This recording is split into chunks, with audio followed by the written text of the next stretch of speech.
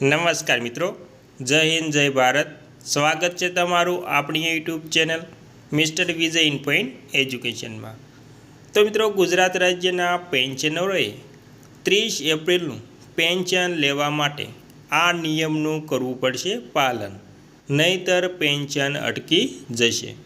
તો મિત્રો, હવે ચાલુ એપ્રિલ મહિનાનું પેન્શન લેવા માટે, એટલે કે આ એપ્રિલ મહિનાનું પેન્શન લેવા માટે છેલ્લે 30 એપ્રિલ સુધીમાં આ કામ ફરજિયાત કરવું પડશે, તો જ મે મહિનામાં તમારું પેન્શન જમા થશે.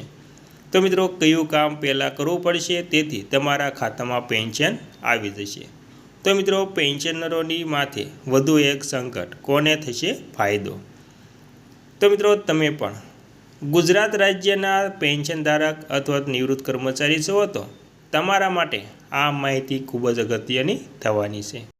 તો મિત્રો, જે કોઈ ગુજરાત રાજ્યની સેવામાંથી સેવાનિવૃત્ત પામેલા પેન્શનધારક છે તેમના માટે આ માહિતી ખૂબ જ અગત્યની થવાની છે. તેથી વિડીયોને અંત સુધી જોવા નમ્ર વિનંતી, અને તમે આપણી ચેનલમાં નવા હોય તો આપણી ચેનલને સબસ્ક્રાઈબ કરવા નમ્ર વિનંતી, કેમ કે આવી કોઈ પણ નવી અપડેટ આવે તે નોટિફિકેશન સૌથી પહેલાં તમને મળી જાય. તો મિત્રો, તમામ વાત વિગતવાર જાણીએ તો કેન્દ્રીય કર્મચારીઓ અને પેન્શનરો માટે એક મોટા ખૂબ જ સારા સમાચાર સામે આવ્યા છે. તો તેમાં છેલ્લા ઘણા સમયથી જેની આતુરતાથી રાહ જોઈ રહ્યા હતા તે 8મા પગાર પંચ અંગેની ગતિવિધિઓ હવે એકદમ તેજ બની ગઈ છે. આગામી 13 એપ્રિલ 2026ના રોજ એક અત્યંત મહત્ત્વની બેઠક યોજાઈ રહી છે, જેમાં સરકારી કર્મચારીઓના પગાર વધારા અને પેન્શનના મુદ્દાઓ પર કોઈ અંતિમ અને નક્કર નિર્ણય લેવાની તેવી પૂરેપૂરી શક્યતા છે. લાખો કર્મચારીઓની નજર અત્યારે આ બેઠક પર મંડાયેલી છે મિત્રો. અને મિત્રો, 13 એપ્રિલે ડ્રાફ્ટિંગ કમિટીની ફાઇનલ મિટિંગ, 13 એપ્રિલે 2026ના રોજ નેશનલ કાઉન્સિલ જોઈન્ટ કન્સલ્ટિવ મશીનરીની ડ્રાફ્ટિંગ કમિટી ખરડા સમિતિ એક મહત્ત્વપૂર્ણ બેઠક કરવા જઈ રહી છે. આ બેઠક એટલા માટે ખાસ છે કારણ કે તેમાં 8મા પગાર પંચને જે અંતિમ દરખાસ્તો મોકલવાની છે તેના પર ફાઇલ ચર્ચા કરવામાં આવશે. અને મિત્રો, ત્યારબાદ તૈયાર થઈ રહ્યું છે સંયુક્ત મેમોરેન્ડમ. ડ્રાફ્ટિંગ કમિટી અત્યારે કર્મચારીઓને લગતા તમામ મોટા પ્રશ્નો પર બારીકાઈથી કામ કરી રહી છે.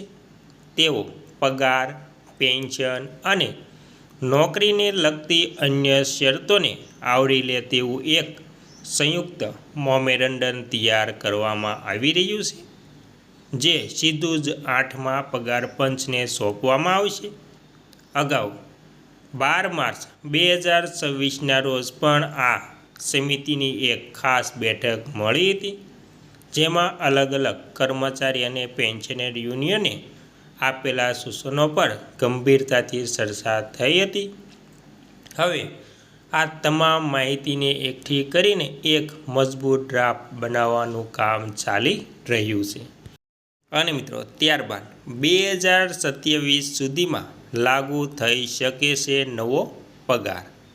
તો મિત્રો, સરકારે ફેબ્રુઆરી 2026માં જ સંસદમાં સ્પષ્ટ કરી દીધું હતું કે 8મા કેન્દ્રીય પગાર પંચની રચનાનું જાહેરનામું બહાર પાડી દેવામાં આવ્યું છે.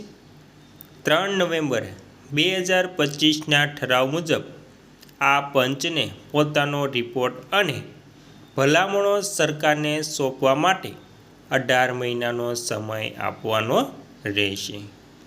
પંચને મુખ્યત્વે કેન્દ્ર સરકારના કર્મચારીઓના બેઝિક પગાર, ભથ્થા જેમ કે ડીએ, એચઆરએ અને પેન્શનના નવા માળખા અંગે ભલામણો કરવાનું કામ સોંપાયું છે.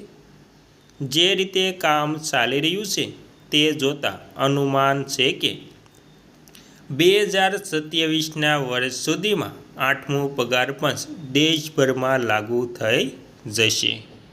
અને મિત્રો, આપણે અંતમાં જાણી લેવું છે કે પગાર કેટલો વધશે, ફિટમેન્ટ ફેક્ટર પર કેટલું રહેશે તેના પર નજર. તો મિત્રો સરકારી કર્મચારીઓનો પગાર કેટલો વધશે તેના આખો આધાર ફિટમેન્ટ ફેક્ટર પર રહેલો છે અને આ ફેક્ટર 8મું પગાર પંચ નક્કી કરશે. અત્યારે બજારમાં જે રીતે મોંઘવારી વધી રહી છે તેમાં ધ્યાનમાં રાખીને કર્મચારી યુનિયનો માંગ કરી રહ્યા છે કે ફિટમેન્ટ ફેક્ટર 3.25 અથવા તો તેનાથી વધુ રાખવામાં આવે. જો કે ખરેખર પગારમાં કેટલો ઉછાળો આવશે તે તો પંચનો રિપોર્ટ આવશે ત્યારે સાફ થશે મિત્રો.